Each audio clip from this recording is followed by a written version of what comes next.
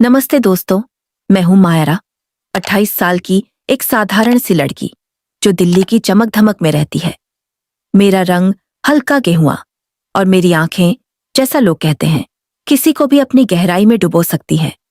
लेकिन आज मैं अपनी कहानी नहीं, बल्कि अपने और अपने भाई आरव के बीच की उस अनकही नजदीकी की कहानी सुनाने जा रही हूं, जो शायद आपने पहले कभी नहीं सुनी होगी।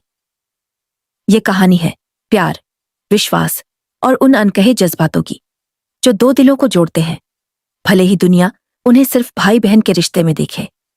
आरव, मेरा बड़ा भाई, 32 साल का है। लंबा, हट्टा कट्टा और वो मुस्कान जो किसी का भी दिन बना दे। वो एक सॉफ्टवेयर इंजीनियर है और हमेशा अपने काम में डूबा रहता है। लेकिन जब बात दिल से दिल तक जाती है तो वो मेरे लिए वो इंसान है जो मेरी हर छोटी बड़ी बात समझता है। हमारा रिश्ता हमेशा से खास रहा है, लेकिन पिछले कुछ महीनों में कुछ ऐसा हुआ जिसने हमारे रिश्ते को एक नया मोड़ दे दिया। तो चलिए शुरू करते हैं ये कहानी। बात उस दिन की है जब दिल्ली में बारिश का मौसम था। आसमान में काले बादल, हल्की हल्की फुहारें और ठंडी हवा जो मन को सुकून दे रही थी। मैं अपने ऑफिस से थक हार कर घर लौटी थी। मेरा मूड कुछ खराब था क्योंकि मेरी जॉब में बॉस ने फिर से मेरे प्रोजेक्ट पर सवाल उठाए थे। मैं सोफे पर लेटी थी, अपने फोन में कुछ स्क्रॉल कर रही थी। तभी आरव घर आया। उसकी शर्ट बारिश में भीगी हुई थी और बाल बिखरे हुए थे। उसने मुझे देखा और हंसते हुए कहा, क्या मायरा, फिर से बॉस की डांट खाकर मुंह लटकाए बैठी हो? मैंने उसे घूरते हुए कहा, हाँ भाई, तुम्हें क्या, तुम तो अपने लैपटॉप में ही जीते हो। लेकिन उसकी वो हंसी, वो बेफिक्र अंदाज मेरे गुस्से को पल में पिघला देता था। उसने अपने बैग से एक छोटा सा पार्सल निकाला और मेरे सामने रख दिया। ये क्या है? मैंने उत्सुकता से पूछा। खोलकर देख, उसने मुस्कुराते हुए कहा। मैंने पार्सल खोला और उसमें थी एक खूबसूरत सिल्वर ब्रेसलेट जिसके बीच में एक छोटा सा हार्ट शेप लॉकेट था। मैं हैरान थी। भाई, ये इतना सुंदर है, लेकिन अचानक ये सब क्यों? वो हल्के से मुस्कुराया और बोला, बस यूं ही तुझे उदास देखा तो सोचा मेरी छोटी बहन का मूड ठीक कर दूं।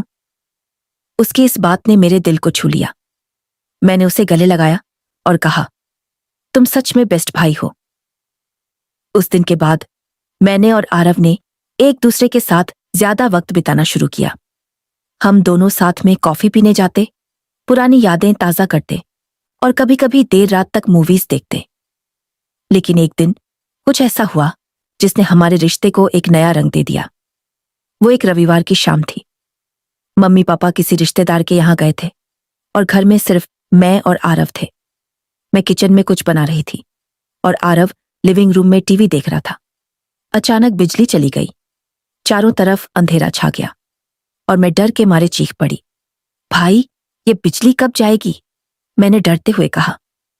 वो हंसते हुए किचन में आया और बोला, अरे मायरा, डरपोक कहीं की, रुको, मैं मोमबत्ती लाता हूं।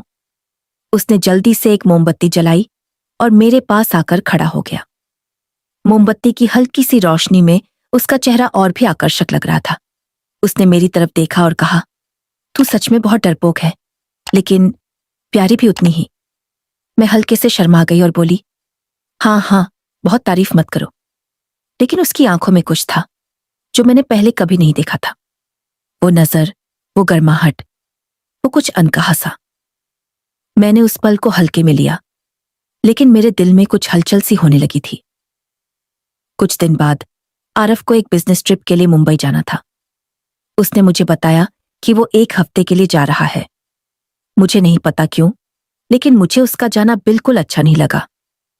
शायद मैं उसकी मौजूदगी की इतनी आदी हो गई थी कि उसका 1 हफ्ते के लिए दूर जाना मुझे बेचैन कर रहा था। जब वो वापस आया, मैंने उसे एयरपोर्ट पर रिसीव करने का प्लान बनाया। मैंने अपनी फेवरेट ब्लैक ड्रेस पहनी, हल्का सा मेकअप किया और उसे सरप्राइज देने के लिए चली गई। जब वो एयरपोर्ट पर उतरा, मुझे देखकर उसकी आंखें चमक उठीं। उसने मुझे गले लगाया और कहा, मायरा, तू यहां? सच में तूने मेरा दिन बना दिया।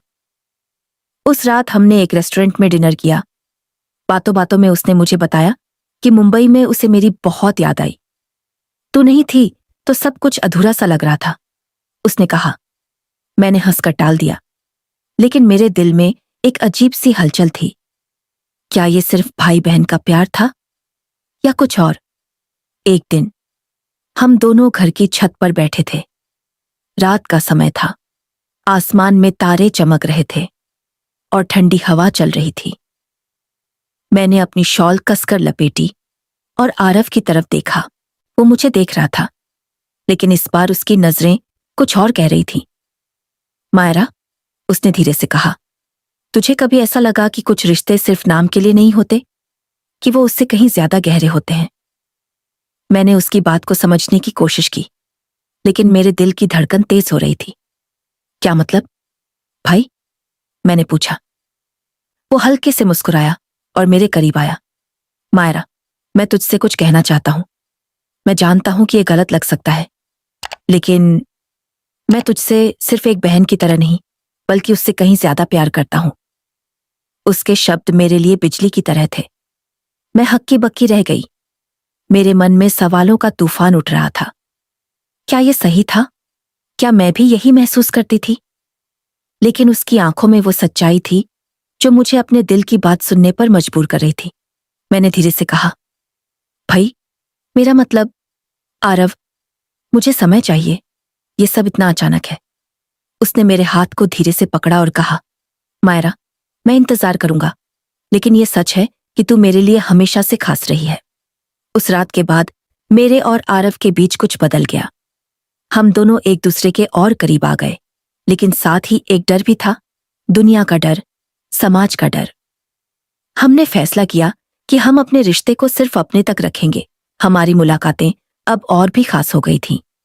कभी छत पर तारों के नीचे, कभी किसी शांत कॉफी शॉप में, और कभी सिर्फ घर के कोने में, जहां हम एक दूसरे की बातें सुनते और अपने दिल की बातें साझा करते। एक दिन जब हम एक पार्क में टहल रहे थे, आरव ने मुझे एक छोटा सा लेटर दिया। उसमें लिखा था, मायरा, मेरी दुनिया तू ही है। चाहे दुनिया हमें जो कहे, मेरे लिए तू हमेशा मेरी सबसे खास इंसान रहेगी। मैं तुझसे वादा करता हूं कि मैं हमेशा तेरा साथ दूंगा, चाहे कुछ भी हो। तेरा आरव। मैंने वो लेटर पढ़ा और मेरी आंखें नम हो गईं। मैंने उसे गले लगाया और कहा, आरव, मैं भी तुझसे उतना ही प्यार करती हूं। हमारी कहानी अभी खत्म नहीं हुई। हम दोनों ने फैसला किया कि हम अपने रिश्ते को अपने दिलों में जिंदा रखेंगे, लेकिन दुनिया के सामने हम वही भाई बहन रहेंगे। शायद ये हमारा सच है, शायद ये हमारा प्यार है, लेकिन एक बात पक्की है, हमारा रिश्ता अनकहा, अनमोल और हमेशा के लिए है।